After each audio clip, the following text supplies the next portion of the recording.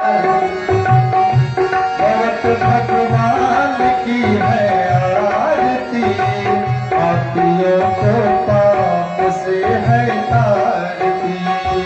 पापियों को पाप से, पापियों को पाप से, पापियों के पाप से, पापियों के पाप से।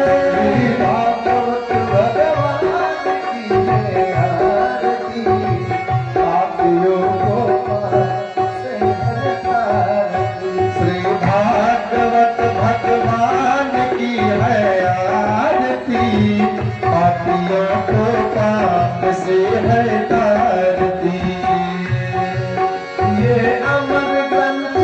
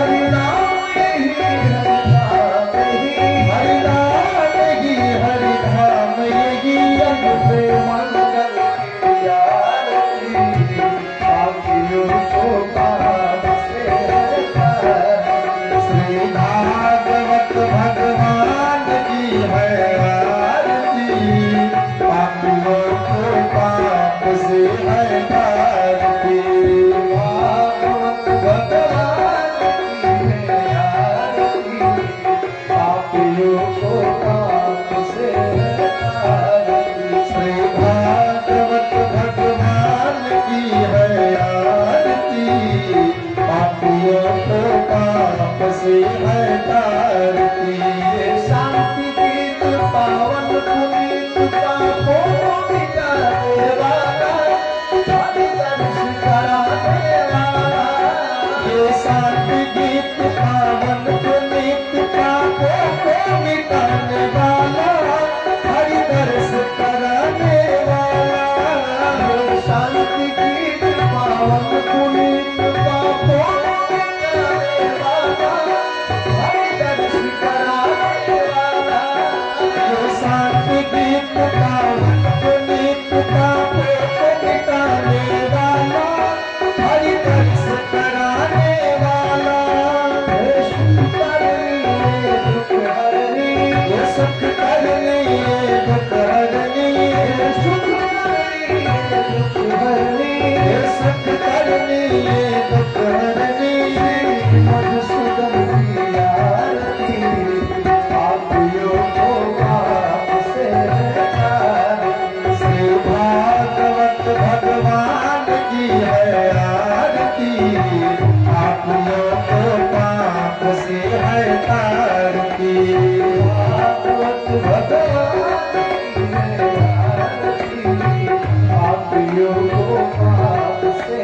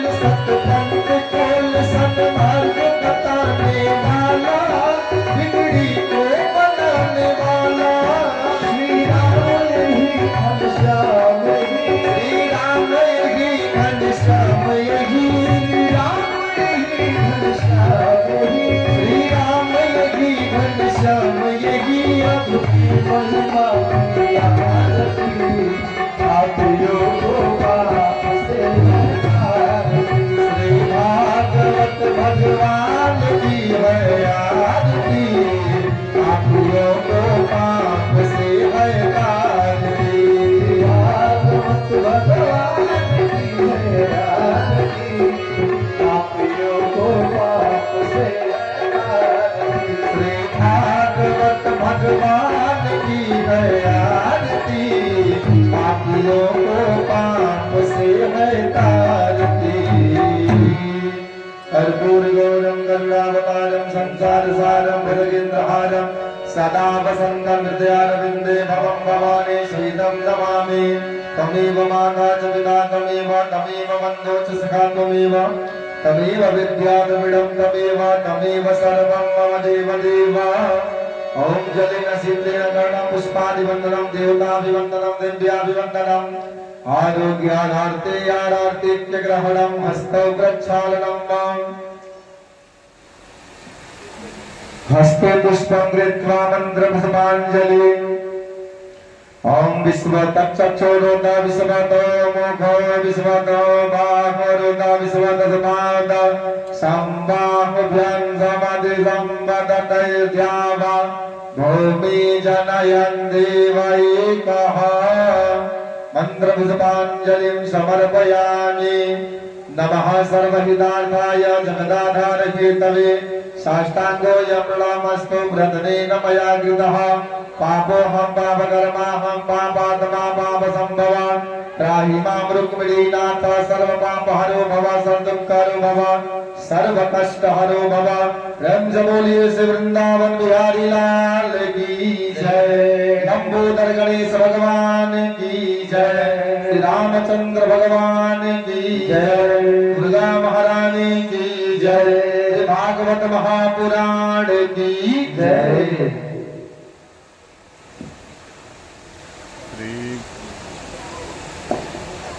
जय श्री राधे, जय श्री राधे, जय जय श्री राधे श्याम। श्री गणेशाय नमः,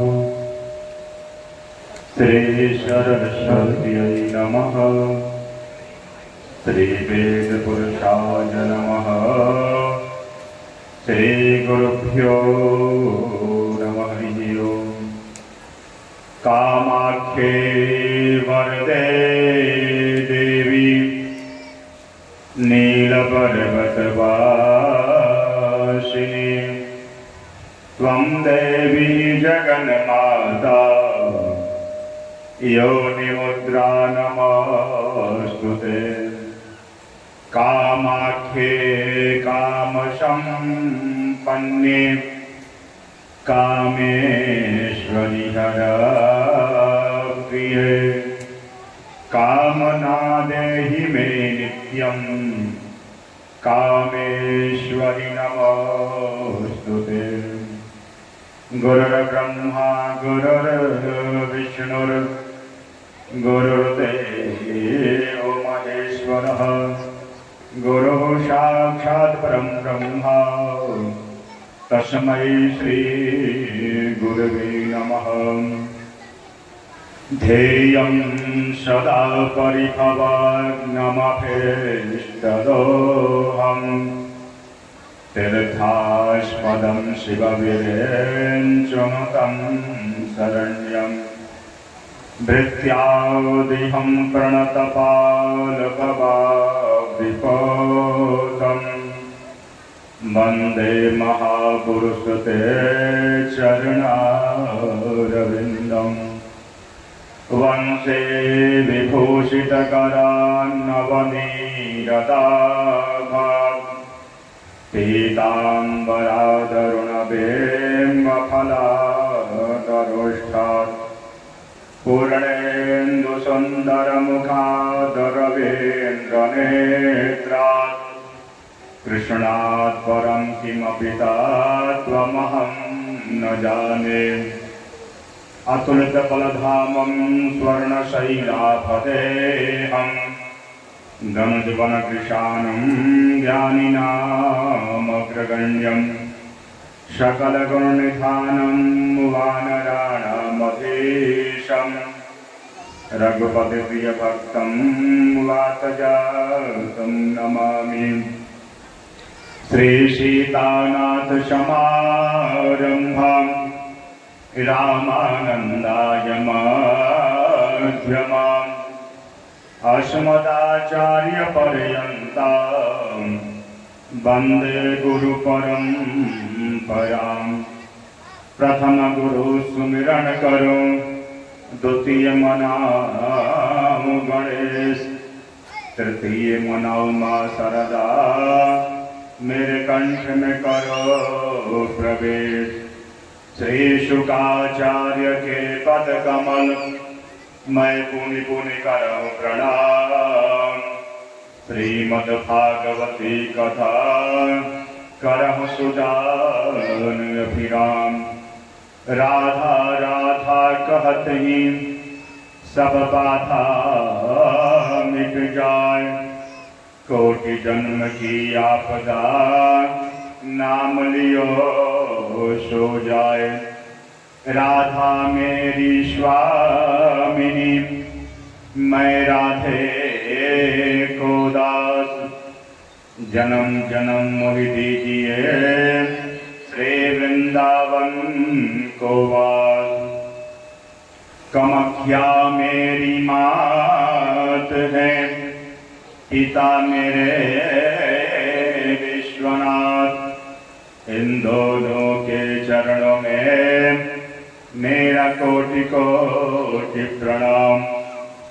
परम मंगलमय परात्पर ईश्वर कारण करुणा वरुणालय भक्तवांछित कल्पतरु निर्गुण निर्विकार निर्विशेष निरेश ब्रह्मांड नायक सर्वाधिपति राधा रमण चित्ताधार सर्वाधार केवलाधार श्री कृष्ण चंद्र की वांगमयी प्रतिमूर्ति श्रीमद् भागवत सदग्रंथ नाथों के नाथ बाविश्वनाथ श्री महाकाली महालक्ष्मी महासरस्वती त्रिगुणात्मिका जगदम्बा परम्बा राजराजेश्वरी त्रिपुर सुंदरी षोडशी स्वरूपा भगवती कामाख्या देवी के चरणों में कोटिशः प्रणाम। ग्राम स्थित समस्त देवी देवताओं के चरणों में कोटिशः प्रणाम। जजमान के कुल पूजित देवी देवताओं के चरणों में कोटिशः प्रणाम। काशी से पधारे हमारे परम आदरणीय परम सम्मानीय आचार्य प्रवर प्रकांड विद्वान आशुतोष मिश्र जी, पंकज दुबे जी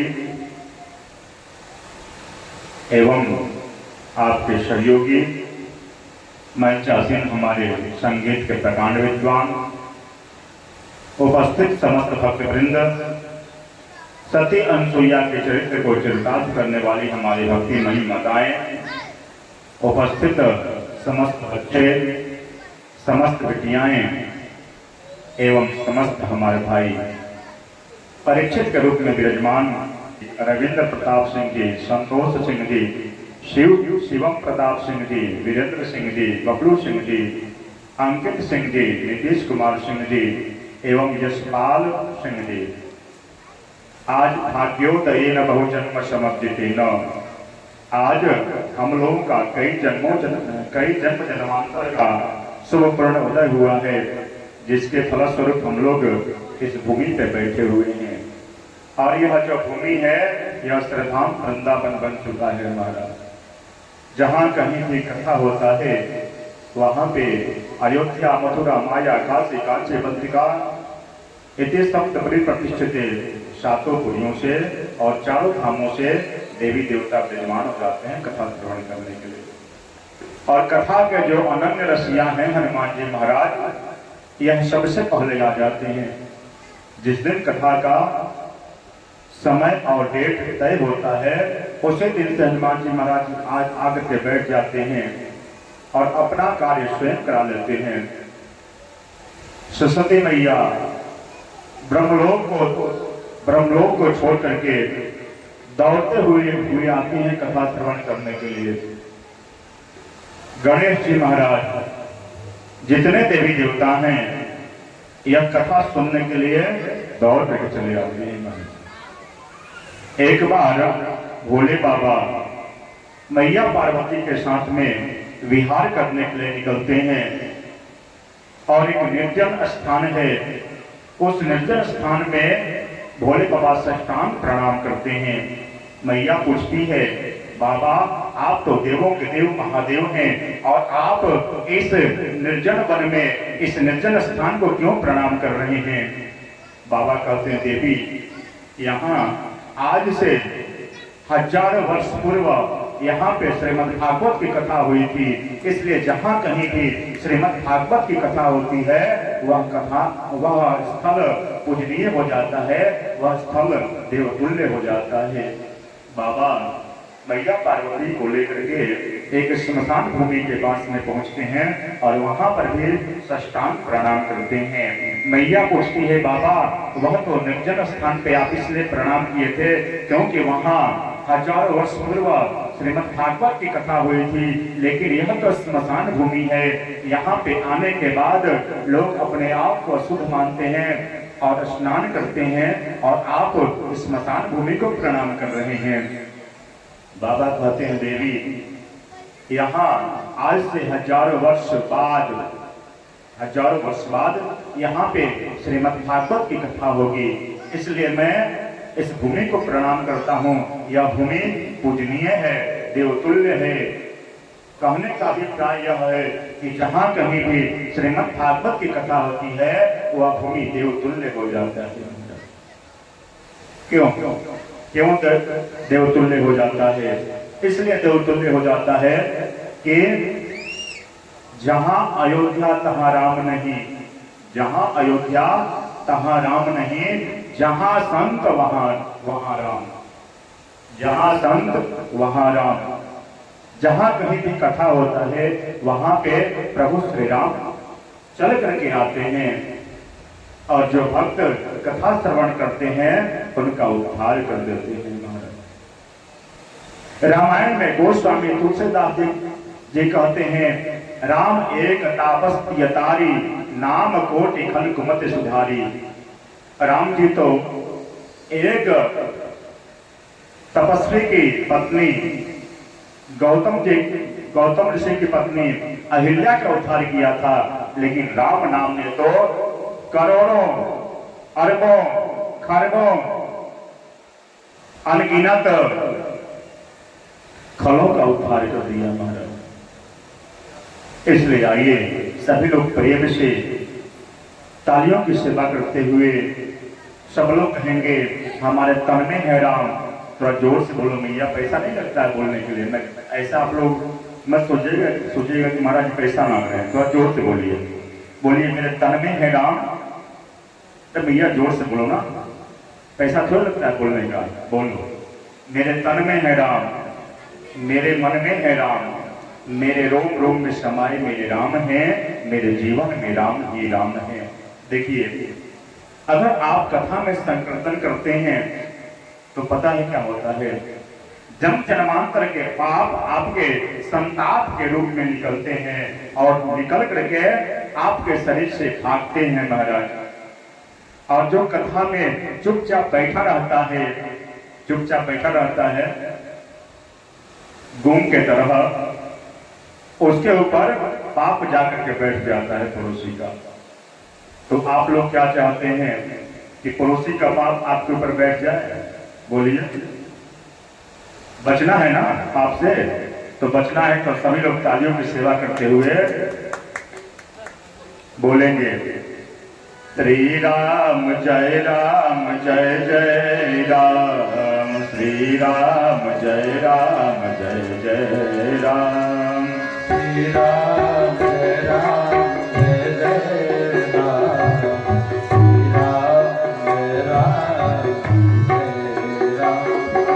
श्री राम जय जय राम, श्री राम जय राम, श्री राम जय राम, श्री राम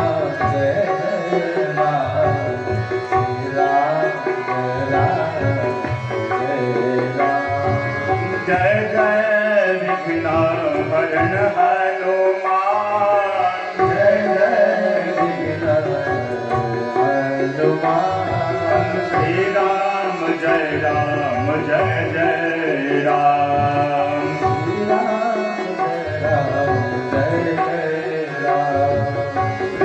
राम, श्री राम जय जय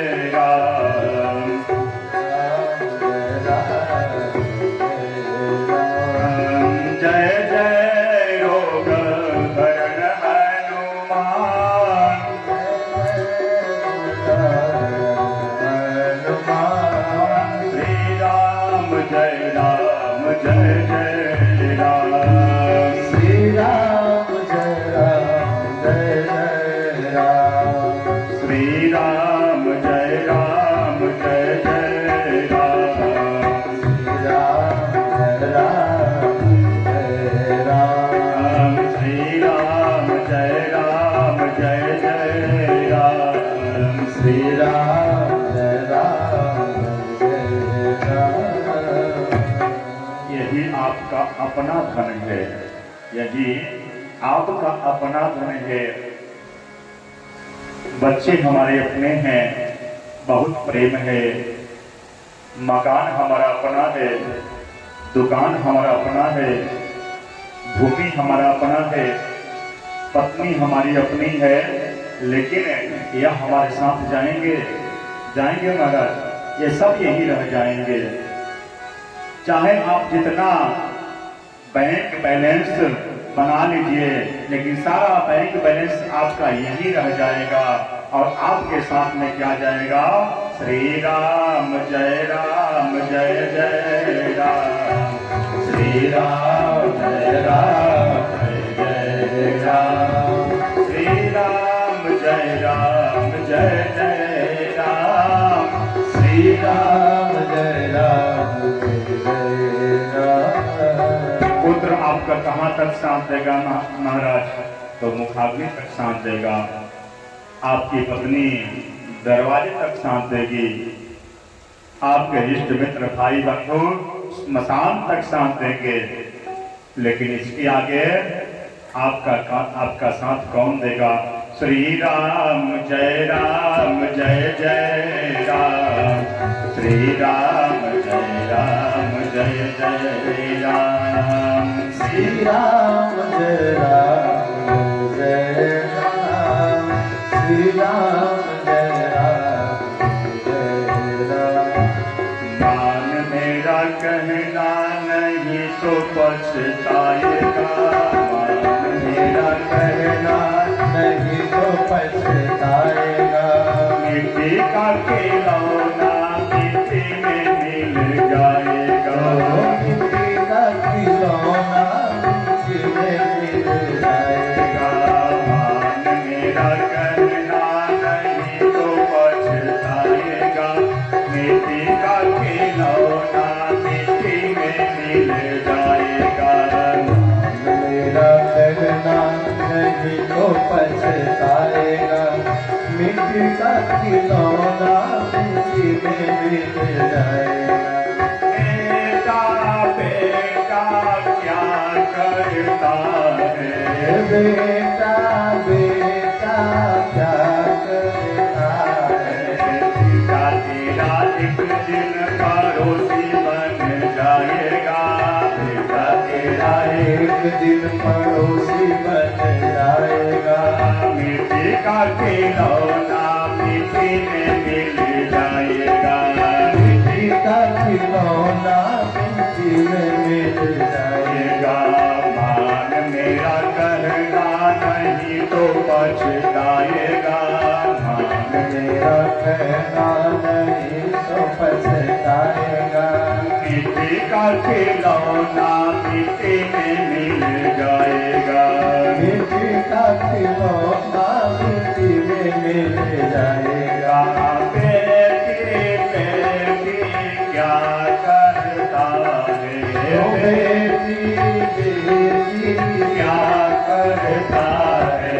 बेटी तेरी एक दिन जमाई ले जाएगा। तेरे एक दिन जमाई लेके जाएगा। बेटी तेरी एक दिन जमाई ले जाएगा। एक दिन जमाई ले जाएगा। मिट्टी का खिलौना मिट्टी में मिल जाएगा। मिट्टी का खिलौना मिट्टी में मिल जाएगा। मान मेरा कहना नहीं तो पछताएगा। मेरा कहना नहीं तो पछताएगा। मिट्टी का खिलौना मिट्टी में मिल जाएगा। मिट्टी का खिलौना मिट्टी में मिल जाएगा। करो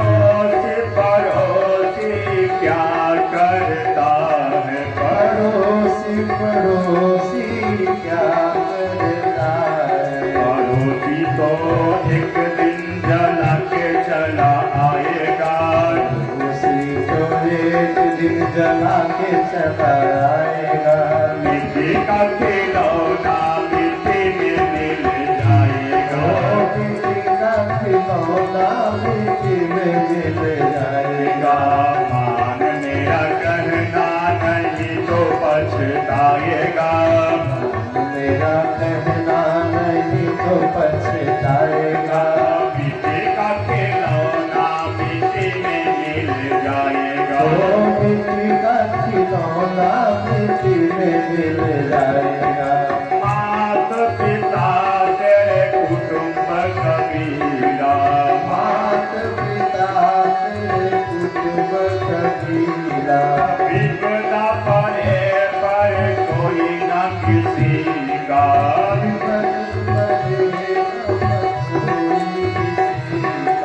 एक दिन हंसा अकेले उड़ जाएगा। एक दिन हंस अकेले उठ जाएगा। एक दिन हंसा अकेले उड़ जाएगा। एक दिन हंस अकेले उठ जाएगा। मिट्टी का खिलौना मिट्टी में मिल जाएगा। मिट्टी का खिलौना मिट्टी में मिल जाएगा। मान मेरा कहना नहीं तो पछताएगा। मान मेरा कहना नहीं तो पछताएगा। मिट्टी का खिलौना मिट्टी में मिल जाएगा।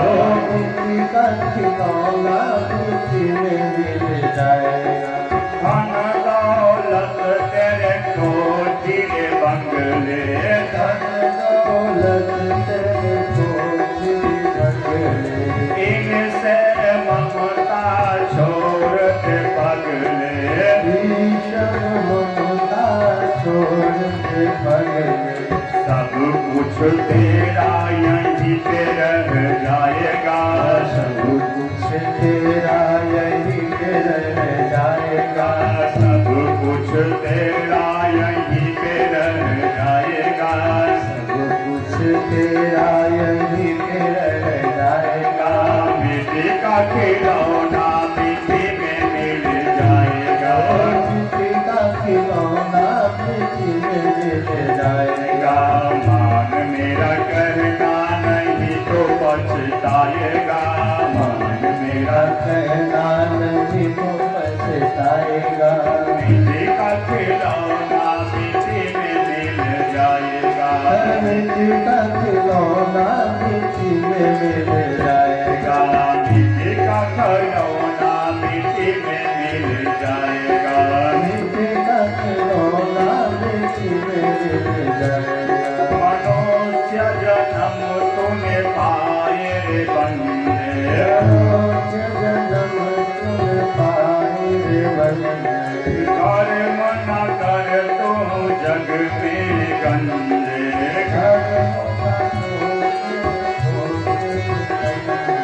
जैसा बीज बोया तू वैसा फल पाएगा।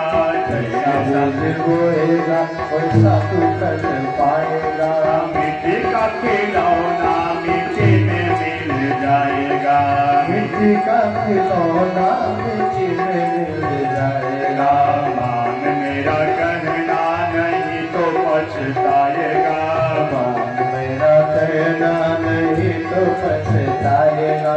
मिट्टी का खिलौना मिट्टी में मिल जाएगा। मिट्टी का खिलौना मिट्टी में मिल जाएगा।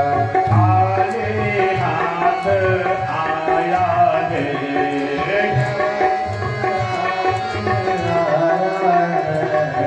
खाली हाथ जाएगा। खाली हाथ जाएगा। खाली हाथ आया है खाली हाथ जाएगा। खाली हाथ आया है खाली हाथ जाएगा। मिट्टी का खिलौना मिट्टी में मिल जाएगा। मिट्टी का खिलौना मिट्टी में मिल जाएगा। जाएगा। मेरा कहना नहीं तो पछताएगा, मान मेरा कहना नहीं तो पछताएगा, मिट्टी का खिलौना मिट्टी में मिल जाएगा, तो मिट्टी का खिलौना मिट्टी में मिल जाएगा, मिट्टी का खिलौना मिट्टी में मिल जाएगा, मिट्टी का खिलौना मिट्टी में मिल जाएगा। आप लोगों को लगता होगा कि महाराज ये झूठ बोल रहे हैं। आप लोग स्वप्न देखते हैं, स्वप्न देखते हैं ना, स्वप्न देखते हैं रात्रि में, और स्वप्न में जब आप देखते हैं तो आपको सब कुछ हकीकत लगता है, हकीकत लगता है। एक निर्धन व्यक्ति स्वप्न में राजा बन जाता है, महाराज अरबों का मालिक बन जाता है, और जैसे ही स्वप्न नींद उसकी खुलती है महाराज तो फिर से रोडपति बन जाता है। वैसे ही यह जीवन सब सपना है, यह जीवन सब सपना है। हम यात्रा करने के लिए ट्रेन में बैठते हैं, जिसका जहां पड़ाव आता है, जहां स्टेशन आता है, उसको वहीं पे उतरना पड़ता है। कोई मान लीजिए अगर दिल्ली तक जाना है तो कोई गोरखपुर उतरेगा, और कोई लखनऊ उतरेगा, कोई कानपुर उतरेगा, कोई अलीगढ़ उतरेगा, और कोई जाकर के दिल्ली में उतरेगा। लेकिन उतरना सबका तय है महाराज, सबको उतरना है। आया है सो जाएगा राजा रंग का फकीर। अरे क्या लेकर आए हो बंदे और क्या लेकर तुम जाओगे? मुट्ठी बांध के आए हो बंदे और हाथ पसार के जाओगे। यही जीवन की हकीकत है। कल हम लोग कथा में श्रवण कर रहे थे, भक्ति देवी ज्ञान वैराग्य की कथा हम लोग कल श्रवण किए। गोकर्ण उपस्थान के हम लोग कल कथा श्रवण किए। 88 हम लोग उसी प्रसंग में चलते हैं। 88,000 ऋषियों के मध्य में परम आदरणीय सूत जी महाराज बैठे हुए हैं, और ऋषियों के मंडली से एक संत उठते हैं और सूत जी से कहते हैं कि ये सूत जी महाराज, आप शास्त्रों के ज्ञाता हैं, आप वेद वेदांत के जानकार हैं, इसलिए आपसे पूरे 6 प्रश्न करने हैं। सूत जी कहते हैं कि हे ऋषियों, अगर आपका प्रश्न समाज के कल्याण के लिए है, जन जन के कल्याण के लिए है, तो आप अवश्य करिए। प्रथम प्रश्न है कि मानव के लिए परम धर्म क्या है? मानव के लिए परम धर्म क्या है? परिक्रमा लगाना धर्म है कि प्रातः 4 बजे उठ करके स्नान करना धर्म है कि अरबों की संपत्ति दान करना धर्म है? आखिर धर्म की परिभाषा क्या है? पहला प्रश्न है। दूसरा प्रश्न है, जब हम मंदिर में जाते हैं तो बड़ी विचित्र बात लगती है महाराज। एक मंदिर में कई देवी देवताओं का विग्रह मिल जाता है। कोई कहता है कि राम जी बड़े हैं, कोई कहता है कि दुर्गा जी बड़ी हैं, कोई कहता है कि गणेश जी बड़े हैं, कोई कहता है कि भगवान विष्णु बड़े हैं, कोई कहता है कि कृष्ण जी बड़े हैं, कोई कहता है कि काली जी बड़ी हैं। तो ऐसे तो मन में संशय बन जाता है कि आखिर श्रेष्ठ कौन है, आखिर श्रेष्ठ कौन है, और मन में भ्रम पैदा हो जाता है। इसलिए आप यह बताइए कि श्रेष्ठ कौन है। देखिए महाराज, आज के समय में जहां देखिए वहीं लोग मंदिर की स्थापना कर देते हैं, मूर्ति की स्थापना कर देते हैं। स्थापना करना बहुत अच्छी बात है। पहले राजा महाराजा मंदिर की स्थापना करते थे और मंदिर के लिए एक एक एक ट्रस्ट बनाते थे और उसमें कुछ उस कोष में जो उस कोष में कुछ धन रखते थे। मंदिर के लिए जमीन रहता था ताकि भगवान का जो सेवक यानी पुजारी है उसका गुजर बसर चल सके, उसके परिवार का गुजर बसर चल सके। लेकिन आज लोग जिसको देखो वही महाराज मंदिर बनवा देता है। मंदिर बनवाना बहुत अच्छी बात है, लेकिन मंदिर बनने के बाद अगर समय से मंदिर में पूजा पाठ होने से, अगर समय से पूजा पाठ होता है तो ठीक है। लेकिन कहीं कहीं मैं ये भी देखता हूँ कि मंदिर तो महाराज बन गया, लेकिन एक व्यक्ति कोई जाकर के जब इच्छा होता है 12 बजे, 1 बजे, 2 बजे मंदिर को धो करके थोड़ा सा पूजा पाठ करके चले जाते हैं महाराज। अगर इस प्रकार की किसी भी गांव में मंदिर होगा तो उस गांव के जितने ग्रामवासी हैं सभी दुखी रहते हैं महाराज। इसलिए मंदिर सोच समझ के बनाना चाहिए। अभी मैं एक जगह गया था, मेरा कथा था, मंदिर में इतना गंदगी था महाराज, क्या बताया। आज सभी लोग परेशान थे। इसलिए कभी भी अगर मंदिर बनवाना हो तो सोच समझ के बनवाइए। आज जिसको इच्छा है वही मंदिर बनवा देता है, लेकिन मंदिर बनवाना बहुत आसान है, लेकिन उसके बाद की व्यवस्था करना बहुत क्लिष्ट है। तीसरा प्रश्न है हमारा, वेद में भगवान का नाम अजन्मा है और अजन्मा का अर्थ होता है, अजन्मा का अर्थ होता है जो जिसका कभी जन्म, जो बिना जन्म लिए ही इस धरातल पे आए। जब यह बात सत्य है तो प्रभु श्री राम कौशल्या के गर्भ से कैसे आए? प्रभु श्री कृष्ण देवकी के गर्भ से कैसे आए? यह हमारा तीसरा प्रश्न है। चौथा प्रश्न हमारा, भगवान के कितने अवतार होते हैं? कोई कहता है कि भगवान के 10 अवतार होते हैं, कोई कहता है भगवान के 12 अवतार होते हैं, कोई कहता है भगवान के 24 अवतार होते हैं, और कोई कहता है भगवान के हरि अनंत और हरि कथा अनंता। तो प्रमाणित रूप से, परिप्रेक्ष्य रूप से भगवान के कितने अवतार होते हैं, यह हमारा चौथा प्रश्न है। पांचवा प्रश्न हमारा,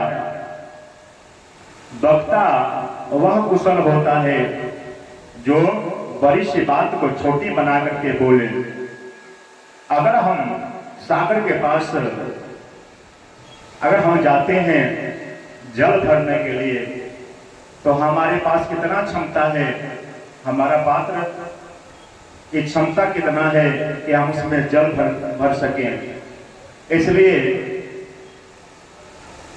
हे सूत जी महाराज, जो वेद वेदांत का जो सार है उसे आप हमें बताइए। छठा प्रश्न हमारा, जब भगवान अवतार लेते हैं तो गीता में भगवान स्वयं कहते हैं कि धर्म संस्थापनार्थाय संभवामि युगे युगे। अगर यह बात सत्य है भगवान का, तो भगवान जब अपने लीला को संपन्न करके अपने धाम को चले गए तो धर्म किसके शरण में गया? यह हमारा छठा प्रश्न है। ऋषियों के प्रश्नों को सुन करके सूत जी महाराज गदगद हो जाते हैं। कहते हैं कि हे ऋषियों, आप लोगों का जो प्रश्न है यह समाज के कल्याण के लिए है, जन जन के कल्याण के लिए है। आप लोगों के प्रश्नों का उत्तर देने से पूर्व मैं परम आदरणीय श्री सुखदेव जी महाराज का वंदन करना चाहता हूँ। इधर निमिष क्षेत्र में 88,000 ऋषियों के मध्य में परम आदरणीय श्री सूत जी महाराज सुखदेव जी का वंदन करते हैं। और आइए हम लोग इस भूमि पे बैठ करके परम आदरणीय श्री सूत जी महाराज का ध्यान करते हैं और उनकी प्रार्थना करते हैं। यम प्रजंतमनुपेतमपेतकृत्यं द्वैपायनो विरह कातर आजुहाव पुत्रेति तन्मयतया तरवोऽभिनेदुस् तं सर्वभूतहृदयं मुनिमानतोऽस्मि। ऐसे वितरागी संत सुखदेव जी महाराज जो जन्म लेते ही 12 वर्षों तक मां के गर्भ में रहते हैं। जन्म लेने के बाद भी 12 वर्ष तक मां के गर्भ में रहते हैं। एक दिन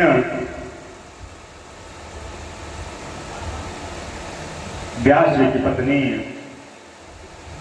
व्यास जी से कहती हैं, सुनते हैं जी मेरे गर्भ से कैसा कैसा आवाज आ रहा है। व्यास जी जब कान लगाते हैं सुनने के लिए तो लगातार मंत्र ध्वनि चल रहा है। एक दवा बाय अवस्था देवो वहा ओम सहस्रसी रेखा पुरुषः सहस्राक्षः सहस्रपाद, लगातार मंत्र ध्वनि चल रहा है। वेदांत का पाठ कर रहे हैं सुखदेव जी महाराज गर्भ में ही। व्यास जी कहते हैं, देवी तुम्हारे गर्भ में किसी संत पुरुष का आगमन हो गया है। व्यास जी की पत्नी कहती हैं कि अरे 12 वर्ष से तो मैं यही सुन रही हूं, अरे कब यह बाहर आएंगे। व्यास जी और व्यास जी की पत्नी सुखदेव जी से निवेदन करती हैं, पुत्र बाहर आओ, पुत्र बाहर आओ, पुत्र बाहर आओ। लेकिन सुखदेव जी कहते हैं कि पिताजी अगर मैं बाहर आऊंगा तो विष्णु की माया मुझे पकड़ लेगी। मैं तो यही ठीक हूं, मैं आपके गर्भ में ही ठीक हूं। मैं यहां रहता हूं, प्रभु का भक्ति करता हूं, और जब मैं बाहर आऊंगा तो विष्णु की माया मुझे पकड़ लेगी।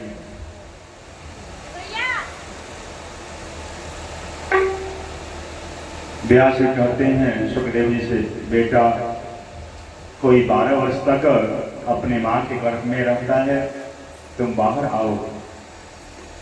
सुखदेव जी कहते हैं, पिताजी अगर मैं बाहर आऊंगा तो विष्णु की माया मुझे पकड़ लेगी।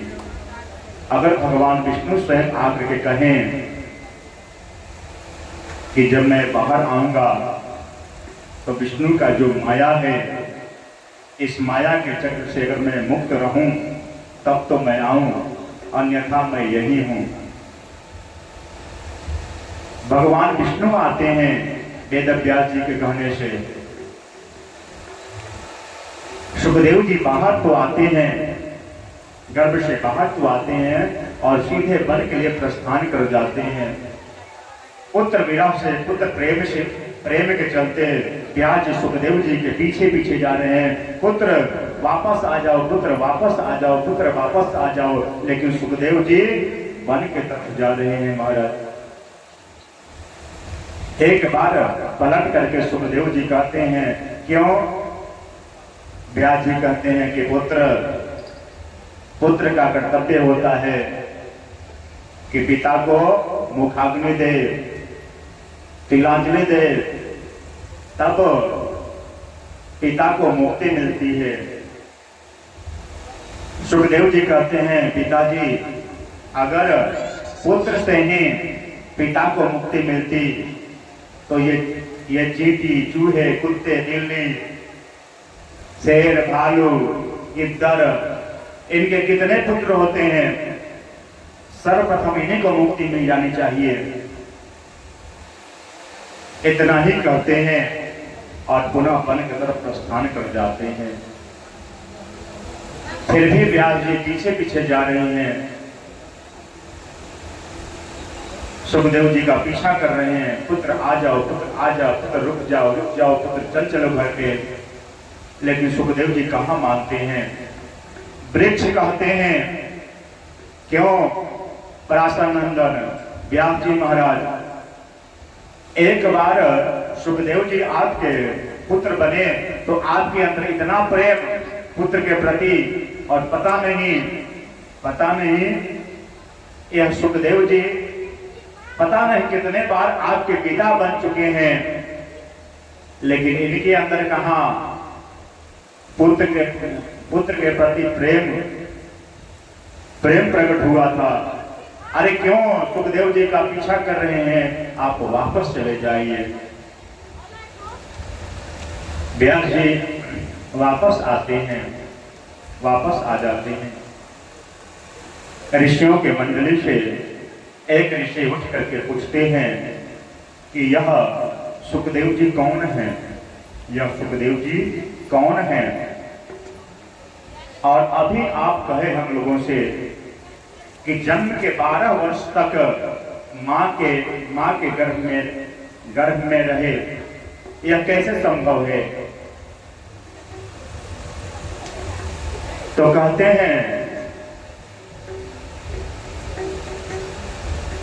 कि यह जो सुखदेव जी हैं,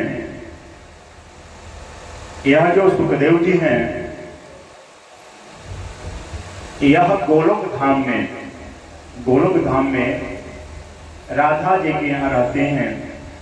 राधा जी का परिकर है, नित्य प्रतिदिन राधा जी की सेवा करते हैं। एक दिन राधा जी कहती हैं, बेटा सुखदेव मृत्यु लोक पे जाओ और वहां जाकर के जन जन में भागवत धर्म का प्रचार प्रसार करो। वहां जाकर के जन जन में भागवत धर्म का प्रचार प्रसार करो। सुखदेव जी कहते हैं, मैया क्षमा करना। क्यों बेटा? इसलिए मैया कि मैं वहां जाऊंगा ना पृथ्वी पे, तो वहां पे विष्णु की माया मुझे पकड़ लेगी। विष्णु की माया वहां मुझे पकड़ लेगी। मैं यहाँ रहता हूँ तो आपका भजन करता हूँ, प्रभु का भजन करता हूँ, वहां तो मेरा छूट जाएगा। यही मैं ठीक हूँ मैया। राधा जी कहती है, बेटा जाओ, मैं तुम्हें वचन देता हूं कि वहां जाने के बाद भी तुम विष्णु की माया से मुक्त रहोगे। मैया जब ऐसी बात है तो मैं मृत्यु लोक पर मैं जाऊंगा। वही सुखदेव जी महाराज का प्राकट्य होता है, पता है कहां? कैलाश पर्वत पे बर्फीली हवाएं चल रही हैं और पंक्षणी के गर्भ से अंडे के रूप में इनका प्राकट्य होता है। क्योंकि ठंड बहुत अधिक है, ठंड के चलते अंडा जो है विकृत हो जाता है, अंडा खराब हो जाता है, फूट जाता है। और पक्षी और पक्षणी देखते हैं कि यह तो अंडा फूट गया, अब यह अंडा हम लोग के किस काम का, इसलिए इस अंडे को छोड़ करके कहीं अन्यत्र चले जाते हैं। नारद जी को चिंता होता है, नारद जी को चिंता होता है।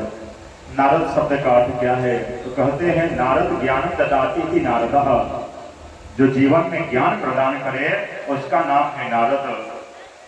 और दूसरा अर्थ इस प्रकार से है, अज्ञानम खंडयति इति नारदः। नारद अज्ञानम यदि खंडयति इति नारदः, जो अज्ञान का खंडन करे, जो जीवन में जो अंधकार जो विराजमान है इसको दूर करे, उसी का नाम है नारद। ब्रजवासी कहते हैं कि नारद जिसका वाणी सदैव सत्य हो, उसी का नाम है नारद।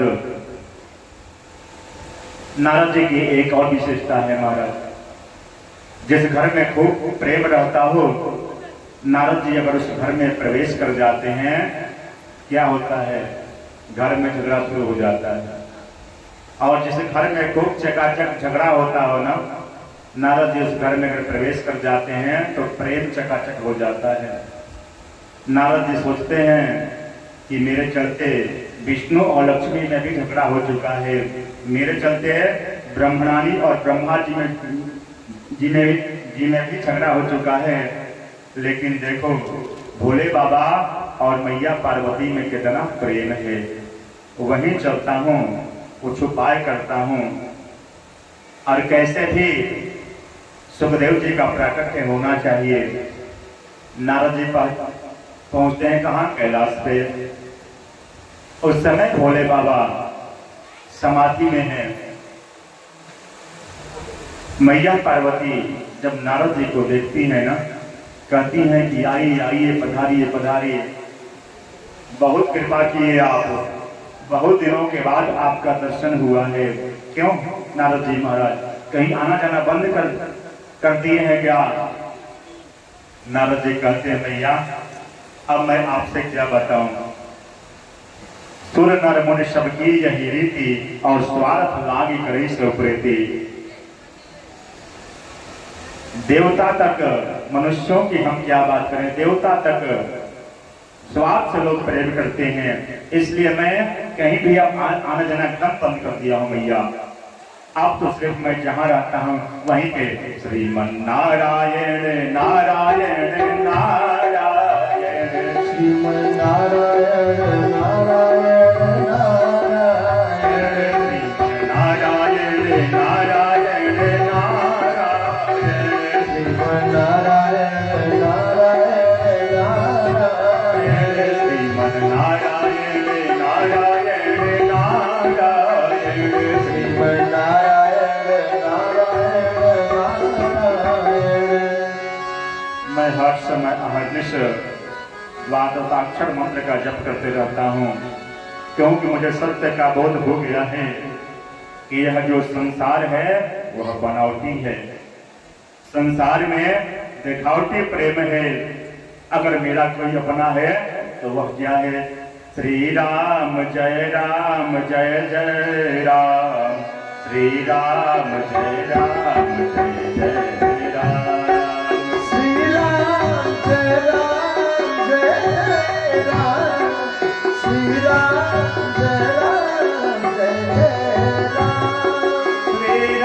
श्री राम जय जय राम, श्री राम जय जय राम, श्री राम जय राम, श्री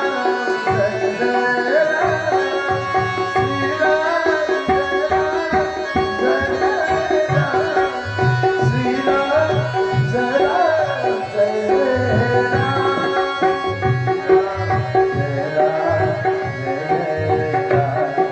श्री राम जय जय राम। मैया कहती हैं नारद जी मैं आपको क्या बताऊं, मेरे जो प्रभु भोलेनाथ जो हैं वह मुझसे बहुत प्रेम करते हैं। जब समाधि में जाते हैं और समाधि से जब बाहर आते हैं ना, समाधि से जब बाहर आते हैं तो जिस दिन राम का दर्शन होता है तो बताते हैं कि आज मैंने राम का दर्शन किया है, आज मैंने कृष्ण का दर्शन किया है।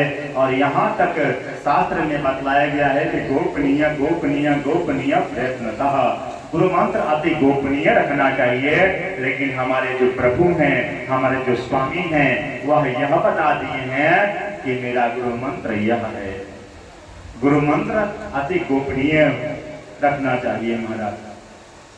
यह जो शरीर है, शरीर इस शरीर में 3.5 करोड़ छिद्र होता है और यह क्लिक होता है। जैसे ही सदगुरुदेव महाराज कानों में मंत्र देते हैं, यह रोम रोम जो क्लिक होता है वह प्रस्फुटित हो जाता है, मोक्ष का मार्ग प्रशस्त हो जाता है। इसलिए प्रत्येक व्यक्ति को गुरु मंत्र लेना चाहिए। कुछ लोग सोचते हैं महाराज अभी क्या गुरु मंत्र लें, अभी तो बहुत लंबी उम्र है, अभी तो बहुत लंबी उम्र है। क्या भरोसा है जीवन का महाराज। क्षण भंगुर जीवन की कलिका, कल प्रात होत खिले न खिले, मलया गिरती शीतलता, सुगंध समीर चले न चले, कलिकाल कुठार लिए फिरता, तन नम्र है चोट झिली न झिली, जपले हरिनाम अरि रसना, फिर अंत समय में हिली न हिली। क्या भरोसा है जीवन के अंदर। कुछ लोग सोचते हैं कि अभी क्या गुरु मंत्र लें, अभी तो बहुत लंबा समय है। गुरु मंत्र कान पे लेना चाहिए। और एक और बात कहें, मैं कहूँ एक और बात, आज इतने विडंबना है महाराज, शास्त्र के विपरीत सारा कार्य हो रहा है और बहुत कष्ट होता है। आज बहुरुपिया जगह जगह घूम करके गुरु मंत्र दे रहे हैं, और कैसे देते हैं? माइक के द्वारा देते हैं महाराज। अब माइक से किसी को गुरु मंत्र मिल जाए तो उसका कल्याण होगा, उसको मुक्ति मिलेगा, असंभव है महाराज। अपने भी पाप के अधिकारी बनते हैं, और जो गुरु मंत्र लेता है वो भी यमपुरी की यातनाओं को भोगता है महाराज। इसलिए इस चीज से बचना चाहिए। गुरुमुख सदैव ब्राह्मण से होना चाहिए। क्यों? क्योंकि कल्याण जो है भगवान के स्वरूप होते हैं ब्राह्मण। ब्राह्मण के मुख में भगवान विष्णु का वास होता है। चंद्रमा मनसो जात चक्षुः सहस्र से लिखा भगवान के मुख में, भगवान ब्राह्मण के सर में, भगवान के मुख में भगवान विष्णु का वास होता है। इसलिए कभी भी गुरु मंत्र ब्राह्मण से लेना चाहिए। और ब्राह्मण बेचारे यह सोचते हैं, देखिए भगवान की कितनी कृपा है ब्राह्मणों के ऊपर। किसी के अगर नाती पोता होंगे ना, तब उसको लोग बाबा कहेंगे, लेकिन जो ब्राह्मण का जो बालक होता है ना, वो जन्मते बाबा कहा जाता है, महाराज कहा जाता है। ब्राह्मण विश्व का गुरु होता है महाराज। रावण के बारे में आप सभी जानते हैं। रावण भी ब्राह्मण ही था, और रावण इतना तपस्वी था महाराज, क्या बताया जाए। थोड़ी सी उसमें अवगुण था। अवगुण भी क्या था? आध्यात्म रामायण आप लोग पढ़े तो पता चलेगा आपको। वह चाहता था कि हमारे लिए परम पिता परमेश्वर इस धरातल पे आए और हमारे कुल को तार दे। इसलिए वह सारा लीला किया था महाराज। तपोबल विप्रशला बरियारा, बरियारा शब्द से संबोधित करते हैं गोस्वामी तुलसीदास। जो तपस्वी ब्राह्मण होता है ना, वह सब कुछ कर सकता है। समय आएगा तो मैं बताऊंगा। ब्राह्मण, रावण भी ब्राह्मण ही था कि अपने तपोबल के प्रभाव से जितने देवता थे, सारे देवता उसके यहाँ आते थे, हाजिरी लगाने के लिए आते थे। वरुण, कुबेर,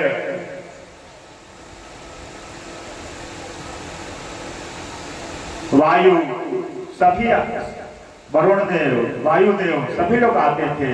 सारे नवग्रह उसके यहाँ विराजमान रहते थे। सब लोग सेवा करते थे उसकी महाराज। यहाँ तक कि प्रभु भोलेनाथ भी आते थे रावण के यहाँ, लंका में आते थे पूजा करवाने के लिए। क्यों आते थे?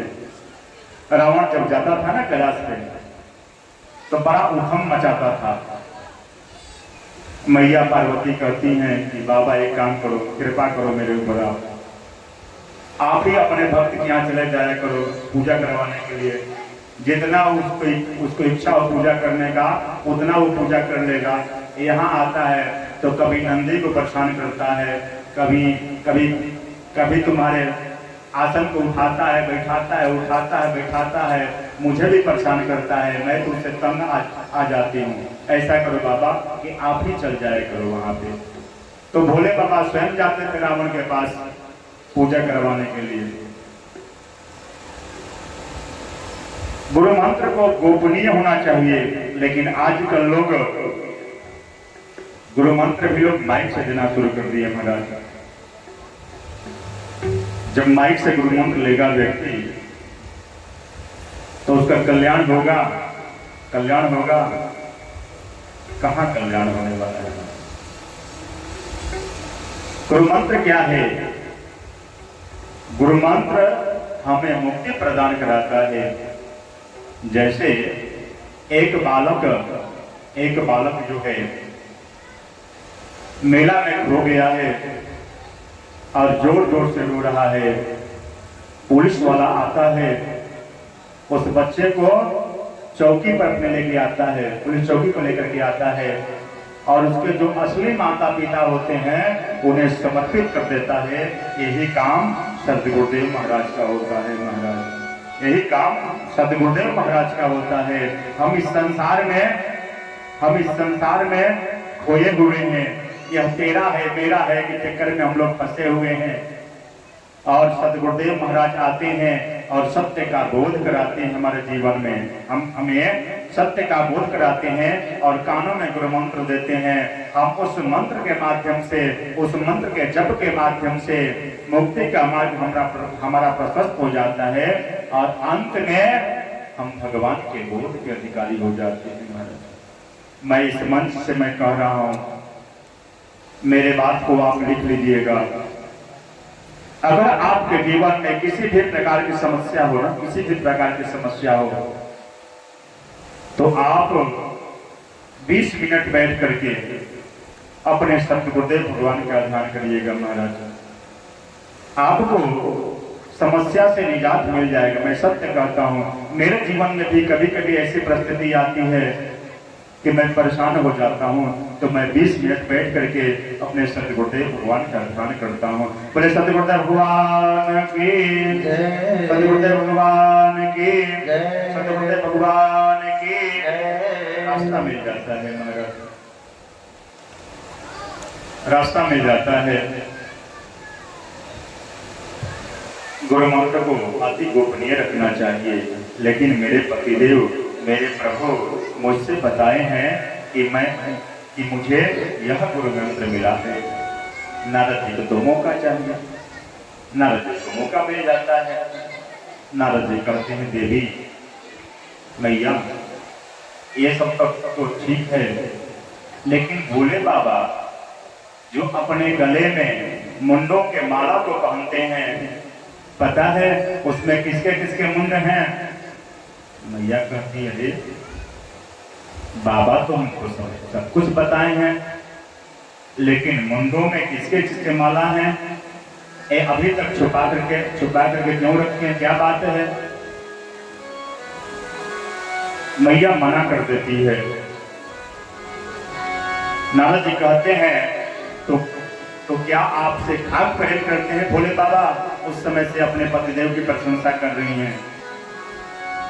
मैया सोची, हो जिससे मैं इतना प्रेम करती हूँ और वही मुझसे छल करता है। मैया गुस्सा जाती है भोले बाबा से। एक बात मैं कहूँ आपसे, पत्नी सासू से अगर झगड़ती है तो ठीक है, कोई बात नहीं, ननद से झगड़ती है तो भी कोई बात नहीं, लेकिन अगर पति से झगड़ती है महाराज तो उसका मुख जो है देखने योग्य हो जाता है, बड़ा सुंदर लगती है। जय जय श्री राधे श्याम। अगर आपके भी घर पत्नी कभी आपसे गुस्साए, झगड़ा करे, तो एक मैं सूत्र बता देता हूँ आपको, उस सूत्र को अपना लीजिएगा। कहिएगा, सुनती हो देवी चिंता मत करो, आज तुम शांत हो जाओ, कल मैं चलूंगा और तुम्हारे खूब सुंदर हार बनवा दूंगा। महाराज, सिर्फ इतना ही कह दीजिएगा, सारा गुस्सा छूमंतर, सारा गुस्सा छूमंतर हो जाएगा। इधर भोले बाबा देखते हैं कि आज मैया गुस्साई हुई है, क्या बात है।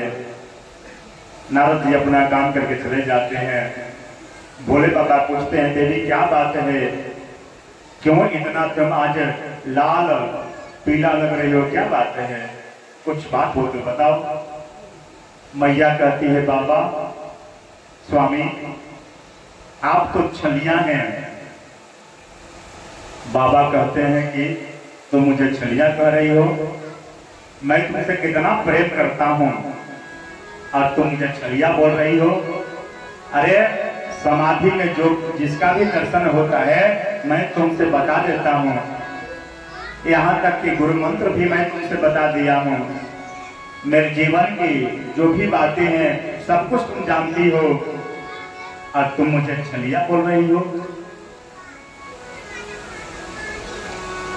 मैया कहती है कि आप छलिया इसलिए हो,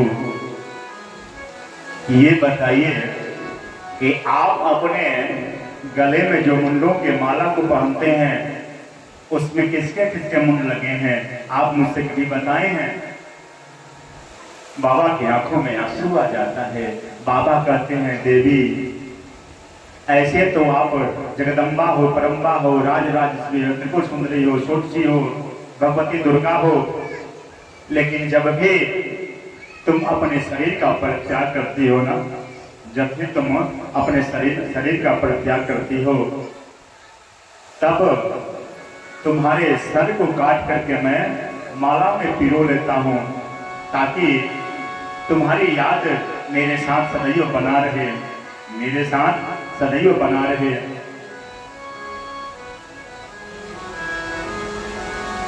मैया कहती है बाबा ये बताइए कि ये जितने मुंड हैं सब मेरे ही मुंड हैं?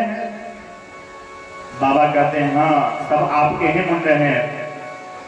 अच्छा जब मेरे मुंड हैं तो आप कौन सी दवा खा रखे हैं, आप कौन सी दवा खा रखे हैं कि मुझे बार बार मरना पड़ता है?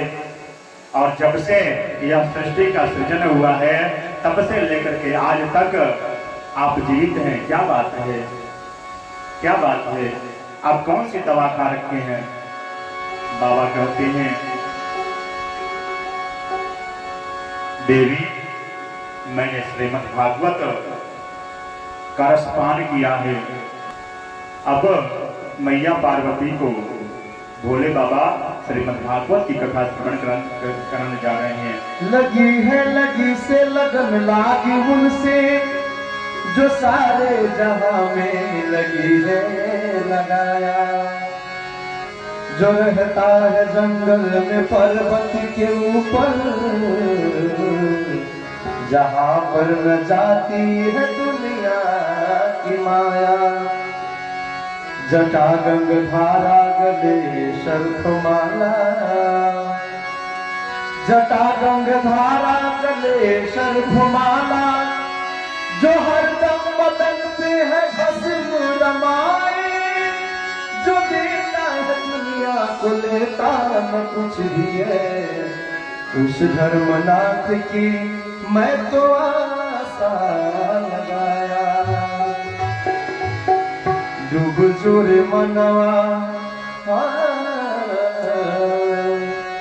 डूब जोरे मनवा, डमरुआ वाला जोग में, डूब जोरे मनवा, डमरुआ वाला जोग में, डमरुआ वाला जोग में, डमरुआ वाला जोग में, डमरुआ वाला जोग में, डमरुआ वाला जोग में, डूब जोरे मनवा, डमरुआ वाला जोग में, डूब जोरे मनवा। दम दम के भाव समझ ले तेरा में रहस्य भरल बा, बम बम के मंत्र जप ले तेरे घर बड़ रूप जरल बा। दम दम के पुकार बम बम के दोहर करे काम हर प्रयोग में, डूब जोरे मनवा, डमरुआ वाला जोग में।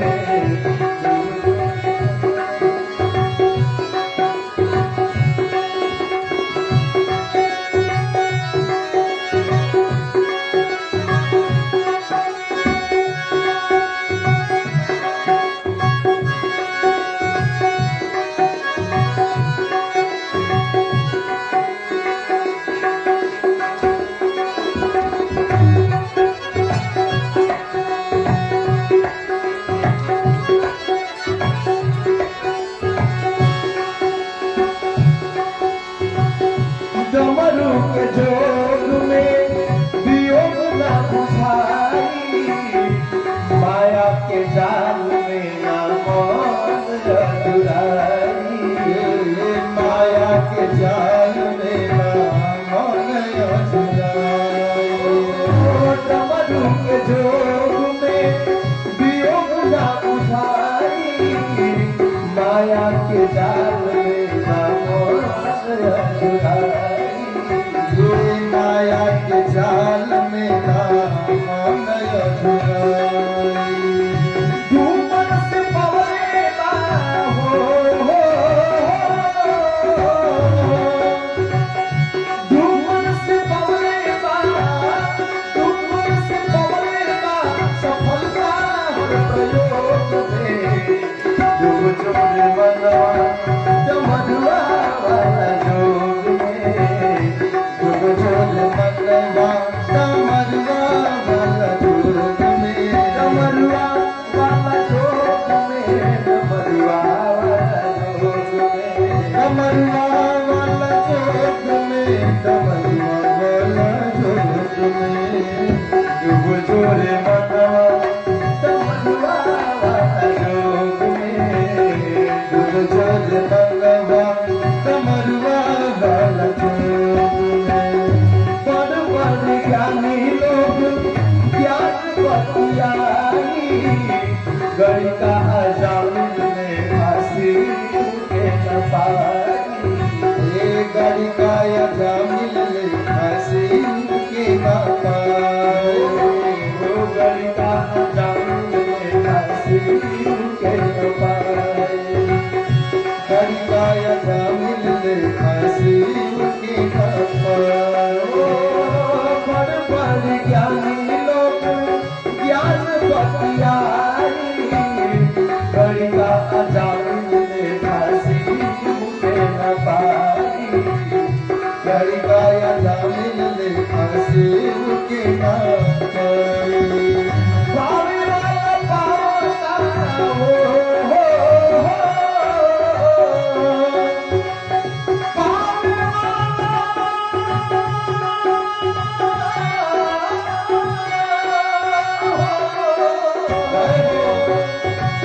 पावे वाला पावता, पावे वाला पावता, गृहस्थो रस विभोग में। डूब चोर मनवा डमरुआ वाला जोग में, डूब चोर मनवा डमरुआ वाला जोग में, डूब चोर मनवा डमरुआ वाला जोग में। बिना डूबल कांवर नाही पैदल ढोलाई, शिव के जटा में नाही गंगा समाई, शिव के जटा में नाही गंगा समाई। बिना डूबले नाही,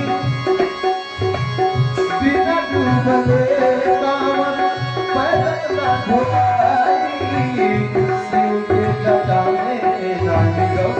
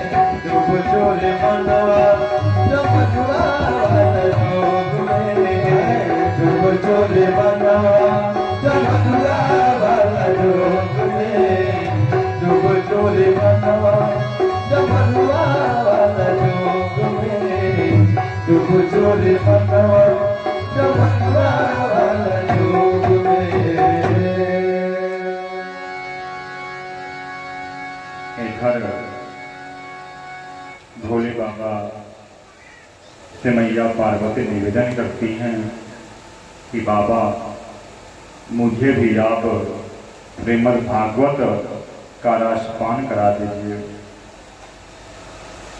बाबा कहते हैं देवी, कथा सुनने का कुछ नियम होता है, कथा सामने से बैठ कर तो सुनना चाहिए। अगर कोई कथा पीछे से सुनता है तो वह दंड का अधिकारी होता है, उसे दोष लगता है। और यह जो कथा है ना, अत्यंत दुर्लभ है। जितना आसानी से हम लोग कथा श्रवण कर रहे हैं, वह इतना कथा आसान है नहीं महाराज, बहुत दुर्लभ यह कथा है। मैं देखता हूँ और मुझे कष्ट होता है। 7 दिन कथा होता है और पता नहीं कहाँ से कथा उठता है, कथा कहाँ पे कथा खत्म हो जाता है, पता ही चलता है। मैं कथा क्रमबद्ध करता हूँ और पूर्ण कथा सुनाता हूँ। कथा का एक नियम है कि कथा पूरा सुनना चाहिए। मैया सती मैया को भोले बाबा कथा सुनवाने के लिए कहाँ लेकर के जाते हैं? अगस्त ऋषि के यहाँ जाते हैं। कब? त्रेता युग में। उस समय भी मैया अहंकार के चलते कथा से वंचित रह जाती हैं। और इधर द्वापर में मैया कथा से वंचित रह जाते हैं। क्यों? क्योंकि उन्हें नींद आ जाता है। कथा बड़ा दुर्लभ है महाराज। कथा में 3 प्रकार के लोग आते हैं। कथा में 3 प्रकार के लोग आते हैं। एक आते हैं श्रोता, एक आते हैं श्रोता और एक आते हैं श्रोता। जो श्रोता आते हैं, श्रोता, तो श्रोता का क्या काम होता है महाराज? काटना। सुपारी कितना कड़ा होता है और सुपारी को भी श्रोता काट देता है। तो जो श्रोता होते हैं ना, उनका काम होता है सिर्फ शिकायत करने का। 10 गलती आयोजक में निकालेंगे, 10 गलती व्यास जी में निकालेंगे। उनका काम ही होता है सिर्फ काटने का। कहेंगे कि आज तो प्रसाद में सिर्फ मिश्री मिला था, अरे लड्डू मिलना चाहिए, कोई बढ़िया कोई फल मिलना चाहिए। तो एक होते हैं श्रोता, जिसका काम होता है काटने वाला। तो श्रोता को भगवान कहाँ मिलने वाले हैं महाराज? एक होते हैं श्रोता। कथा में आते हैं तो कथा में बहुत नींद आता है महाराज। कुंभकर्ण के पत्नी का नाम है निद्रा देवी। जब प्रभु श्री राम कुंभकर्ण का वध करते हैं तो निद्रा देवी यह प्रतिज्ञा करती है कि प्रभु जहां कहीं भी आपकी कथा चले, मैं वहां जाकर के हाजिर हो जाऊंगी। इसलिए हम लोग क्या करते हैं कि बीच बीच में संकीर्तन करा देते हैं। क्या करते हैं? संकीर्तन करा देते हैं और भजन करवा देते हैं, ताकि आपके आंखों से निद्रा देवी दूर भाग जाए महाराज। यही कारण है।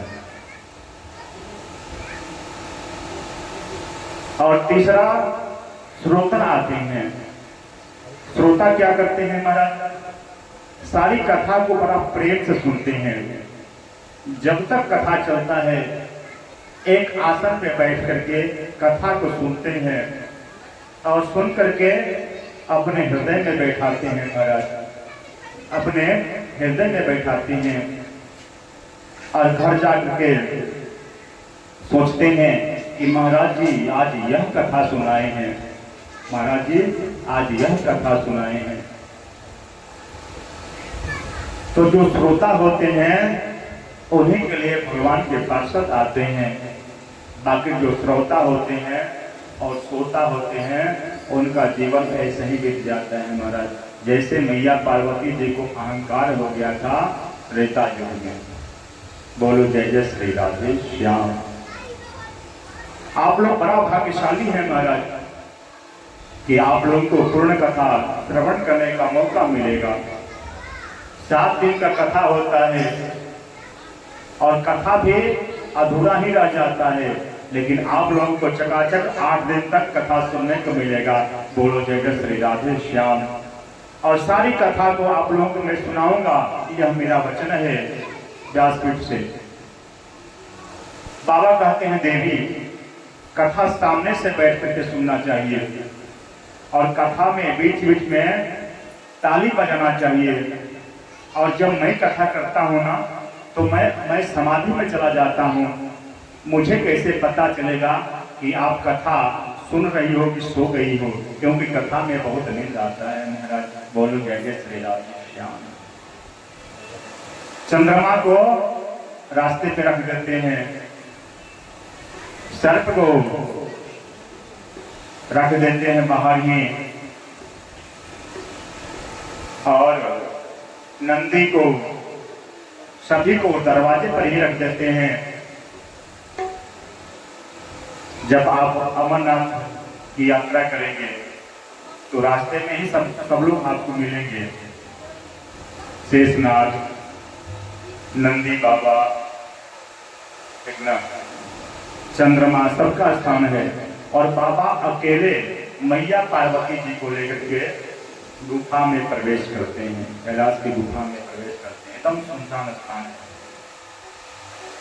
वहीं पे वह जो अंडा जो है, विकृत जो अंडा है, सुखदेव जी जिनका प्रकट हुआ है अंडा के रूप में, विकृत जो अंडा है वही सिर्फ पड़ा हुआ है। बाकी सभी चिड़िया को, जीव जंतु को, सबको वहां से भोले बाबा हटा देते हैं। अब कथा प्रारंभ होता है। प्रथम दिन के कथा के प्रभाव से अंडा जो फूटा हुआ जो अंडा है वह साबुत हो जाता है। दूसरे दिन के कथा के प्रभाव से अंडा में जीव आ जाता है। तीसरे दिन की कथा के प्रभाव से अंडे से जीव बाहर आ जाता है। चौथे दिन की जो कथा है राम कृष्ण जन्म की कथा है, और जैसे ही कृष्णन की कथा वह सुखदेव जी सुनते हैं तो उछलने लगते हैं, कूदने लगते हैं। पांचवें दिन की कथा होता है और जैसे ही छठे दिन का कथा प्रारंभ होता है मैया को नींद आ जाता है महाराज, मैया सो जाती है। अब छोटे से सुग्गा का बच्चा यह सोचता है कि अब तो मैया सो गई, अब बाबा कथा यहीं पे रोक देंगे और मेरा कथा अधूरा रह जाएगा। उस समय भोले बाबा मैया को सुना रहे हैं वैराग्य के कितने स्वरूप होते हैं, यही प्रसंग चल रहा है। उसी समय मैया को नींद आ जाता है, मैया सो जाती है। सुखदेव जी सोचते हैं कि अब मैया की आवाज में मुझे ही बोलना पड़ेगा, तब जाकर के कथा मुझे सुनने को मिलेगा। मैया के आवाज में ही ओम ओम शब्द का उच्चारण करते हैं सुखदेव जी महाराज। और जैसे ही 7वें दिन की कथा का विराम होता है भोले बाबा कहते हैं बोलो कृष्ण कन्हैया लाल की, भागवत भगवान की। उसी समय मैया का नींद खुलता है और कहती है बाबा भगवान कृष्ण उद्धव जी को वैराग्य का कितने स्वरूप बता रहे हैं। बाबा कहते हैं क्या मतलब? मैया कहती बाबा मैं तो सो गई थी ना। अच्छा आप सो गई थी तो कथा कौन सुन रहा था? मैया कहती हैं कि बाबा मैं तो सो गई थी। और बाबा सोचते हैं कि जब तुम सो गई थी तो तुम्हारे आवाज में ओम ओम शब्द कौन बोल रहा था? और जैसे ही पीछे घूम के देखते हैं भोले बाबा तो वह सुग्गा का बच्चा हंस रहा है कि बाबा मैंने भी कथा श्रवण कर लिया, मैं भी कथा श्रवण कर लिया। बाबा को गुस्सा आता है, बाबा मारने के लिए दौड़ते हैं। मैया कहती है कि बाबा यह तो कथाएं सुना है, इसमें कौन सा गलत है? इसको आप क्यों मारने के लिए जा रहे हैं? भोले बाबा कहते हैं, देवी यह कथा सुना है, बहुत अच्छी बात है, लेकिन कथा इसने पीछे से सुना है। अगर यह आगे से कथा सुनता तो ठीक था, लेकिन यह कथा पीछे से सुना है, इसलिए यह दंड का अधिकारी हुआ। इसको तो दंडित करना ही पड़ेगा और मारने के लिए दौड़ पड़ते हैं महाराज। अब बताइए, जो श्रीमद् भागवत की कथा श्रवण कर लिया उसे कोई मार पाएगा? वह तो अजय और अमर हो गया महाराज। भोले बाबा त्रिशूल को छोड़ करके सुखदेव जी का पीछा करते हैं और सम्याप्रास में सुबह सुबह की वेला है। व्यास जी की पत्नी सुबह सुबह जम्हाई लड़े जैसे ही नींद से जगी है और जम्हाई लेती है, मुंह खोलती है, आ करके जैसे ही मुंह खोलती है, वह छोटा सा सुग्गा के बच्चा व्यास जी के पत्नी के मुख में प्रवेश करता है और सीधे जाकर के गर्भ में प्रवेश कर जाता है। बाबा चारों तरफ देखते हैं और कहते हैं कि वह छोटा सा सुग्गा का बच्चा कहाँ चला गया। व्यास जी से मुलाकात होता है। व्यास जी कहते हैं, बाबा आप सुबह सुबह हमारे यहाँ कैसे आप आ गए? बाबा कहते हैं कि ये बात है, मैं मैया पार्वती को भागवत की कथा श्रवण करा रहा था और पीछे से एक छोटा सा सुग्गा का बच्चा श्रवण कर लिया है, उसी को मैं खोज रहा हूं मारने के लिए। व्यास जी हंसते हैं, अरे बाबा आप तो सर्वाधिपति हैं, आप नाथों के नाथ महादेव हैं। अरे जो श्रीमद् भागवत की कथा श्रवण कर लिया उसे कोई मार पाएगा? अरे आप क्यों सुग्गे के बच्चे का पीछा कर रहे हैं मारने के लिए? आप कैलाश पे जाइए। और भोले बाबा पुनः कैलाश पे आ जाते हैं। जन्म कहाँ हुआ उनका? कैलाश पे। और 12 महीना तक कहाँ रहते हैं? व्यास जी के पत्नी के गर्भ में रहते हैं। ऐसे परम आदरणीय श्री सुखदेव जी महाराज का हम सब वंदन करते हैं। मैं भी प्रणाम कर रहा हूं, आप लोग भी प्रणाम कीजिए। अब हम उसी प्रसंग पे चलते हैं। अब हम जो ऋषियों का जो 6 प्रकार का प्रश्न है उसका उत्तर हम आप लोगों को 7 बजे से देंगे। हमें तो लगता है कि यही समय उचित है। कल से हम लोग ऐसा व्यवस्था बनाते हैं कि इसी समय से लगातार चकाचक चले कथा, 7 बजे तक 8 बजे तक चकाचक चले। आप लोग सौभाग्यशाली हैं कि आप लोग बड़ा प्रेम से भक्ति के साथ कथा आप लोग श्रवण कर रहे हैं। महाराज कथा वही सुन सकता है जिसपे गोविंद की कृपा हो, भगवान के हेतु की कृपा हो, वही कथा श्रवण कर सकता है। आप लोग से मैं प्रार्थना करता हूं कि आप लोग पुनः 7 बजे कथा श्रवण करने के लिए यहाँ पधारिएगा और शाम 7 बजे से जब तक आप लोग चाहेंगे तब तक मैं आप लोगों को कथा श्रवण कराऊंगा। आनंद ही आनंद बरस रहा बलिहारी ऐसे संतों की। आनंद ही आनंद बरस रहा बलिहारी ऐसे संतों की।